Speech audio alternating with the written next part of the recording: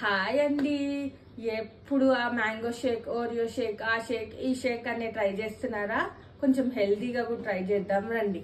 షేక్ చేసుకోవడానికి కావాల్సిన ఇంగ్రీడియంట్స్ అన్ని 1 స్పూన్ తీసుకోండి, సరిపోతుంది. గుమ్మడి గింజలు, సన్ఫ్లవర్ సీడ్స్, ఇంకా అవిసె గింజలు, కొంచెం సబ్జా గింజలు, ఒక 2-3 బాదాం, ఇంకా కొంచెం సోంపు. మీకు ఇష్టం లేకపోతే సోంపు స్కిప్ చేసుకోవచ్చు. ఒక 2 డేట్స్ వితౌట్ సీడ్స్. డేట్స్ కూడా లేకపోతే మీరు కిస్మిస్ కూడా యాడ్ చేసుకోవచ్చు.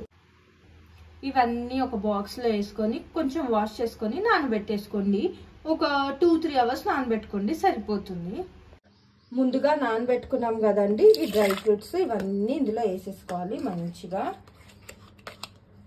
వేసేసుకొని వాటితో పాటు ఒక చిన్న సొరకాయ ముక్క, దాంతోపాటు ఒక చిన్న అల్లం ముక్క, ఇవన్నీ కొంచెం కొంచెం వాటర్ వేసి మంచిగా పేస్ట్ చేసేసుకుందాం. ఇట్లా మంచిగా బ్లెండ్ చేసేసుకొని ఒక గ్లాస్లో తీసేసుకోవడమే.